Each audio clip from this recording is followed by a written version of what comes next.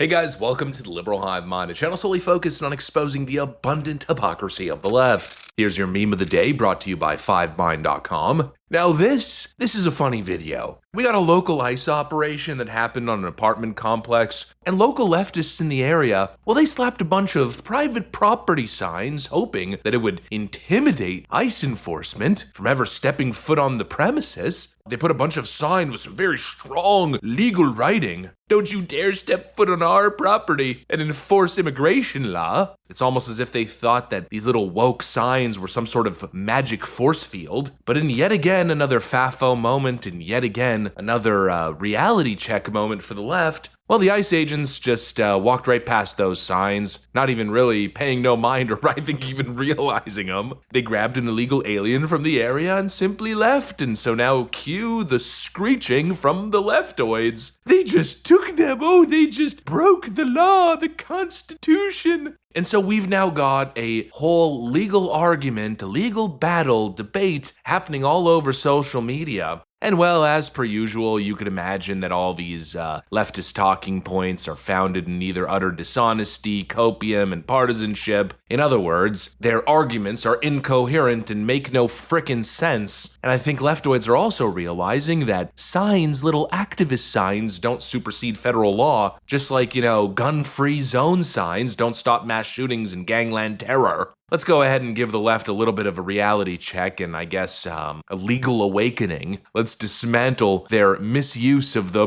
Constitution, shall we? We got some stuff to get into, so let's roll the tape. All right, folks, so take a look at this clip that's causing quite the stir, quite the conversation online. It was just before 10 o'clock this morning when federal agents were gathered outside this apartment complex.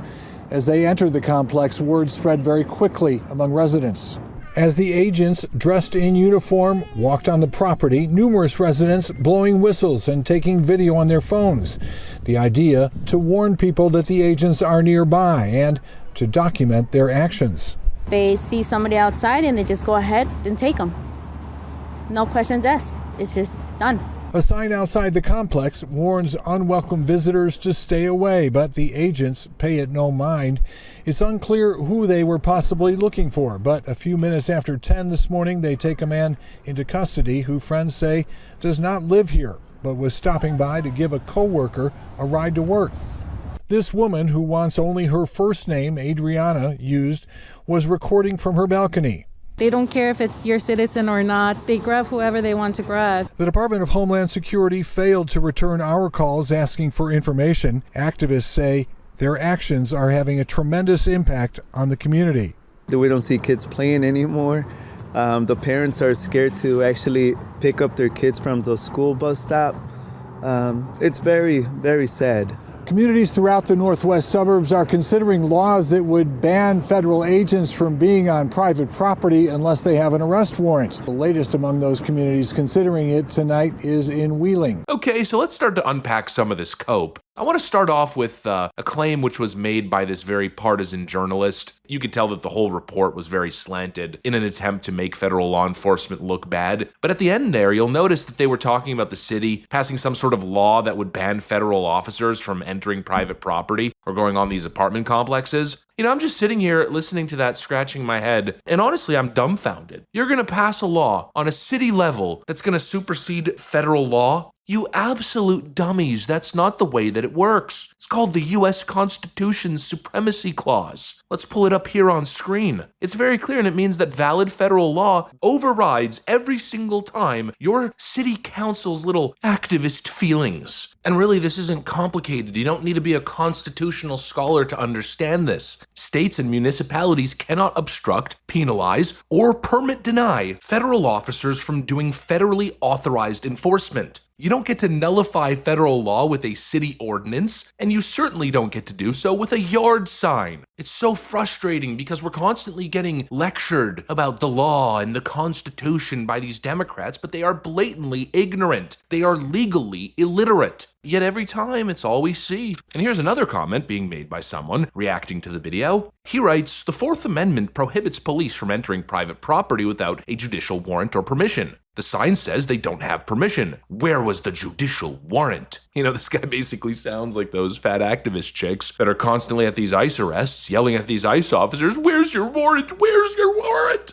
Well, we've covered the whole warrant conversation. Now let's cover the private property claim. Apparently, ICE is not allowed to step foot on that apartment complex. That's not the way that it works. For civil immigration arrests, ICE needs consent or a judicial warrant to enter, get ready, a dwelling. We're talking about private residences. An administrative ICE warrant, which is what they're using in these cases, well, it's not enough to enter somebody's home. And guess what? They didn't enter anyone's home here. They stepped on private property, on open space. And that's a completely other thing. If we're talking about public-facing areas, have it be lobbies, storefronts, parking lots, a field of grass, all of those places are fair game. Officers can in fact enter, they can observe, they can ask questions, and they can make arrests if they have probable cause. If we're talking about a non-public back room, like in the back of a business, or we're talking about somebody's legal residence, well then at that point you need a warrant, and the administrative warrant does not apply. And now if a subject is in public view, sidewalk, an open lot, or a store that's open to the public, officers can in fact approach, they can question you, they can detain you, and of course they can arrest you if there's probable cause to do so. The idea that, oh, it's private property, therefore it's a criminal safe haven zone, that's an idiotic argument. I mean, how's that supposed to work? So you have a criminal who you've observed engage in a criminal activity, or you've got somebody that you wish to question and detain. Well, they can now run onto an open field of grass knowing that it's private property, and all of a sudden the floor is lava, and no ICE agent, no police officer can ever step foot on that premises. It's a magical no-go zone for police. What an idiotic argument. Again, stupid, like literally a stupid argument. Oh, but the sign says it's a private property, therefore it's unconstitutional. Where did you go to school? And not even necessarily school. What happened to your brain? And a lot of the times, if we're talking about trespassing, it applies after the fact. Let's say officers step on somebody's private property and then the owner shows up and says, hey, get off my property. Well, then if you refuse that command from the lawful owner of that property, then you are trespassing. You can be trespassed. All these half-baked, idiotic legal arguments coming from the left, honestly, they're a source of serious, deep-seated frustration for me. And in this video in particular, I mean, there's so much to unpack. And let's continue to go through them. There's also another claim, oh, they're just taking anybody off the streets. They don't care if you're a citizen and non-citizen, they're just grabbing you and they're kidnapping you. This is, again, nonsense. ICE has the authority, they have broad authority to question, detain, and on probable cause, arrest people for civil immigration violations. They have extremely broad authority. They're not just kidnapping people off the streets, they're questioning people, they're detaining people who they suspect, and then once the evidence lines up and they've identified you as somebody who is not a legitimate resident or citizen, if you cannot prove to them that you have a valid visa, a green card, or if you're a naturalized citizen or a birth citizen, well then there's no issues. But obviously, if they question you and you're extremely nervous, you don't speak a lick of English, and you cannot prove that you're a citizen or that you're legally in the country, well, you're in trouble, right? That's called engaging in investigative work. That's called enforcing the law of the land, the Constitution. It's not unconstitutional. They're not just kidnapping people off the streets. They're doing immigration enforcement. They're investigating. And any argument against this, first of all, I think is anti-American, it's un-American, and secondly, it's emotional fear-mongering. That's all it is. There's nothing unconstitutional or fascistic of what's going on here. It's just meant to emotionally manipulate you into thinking so. None of these arguments are coherent legally.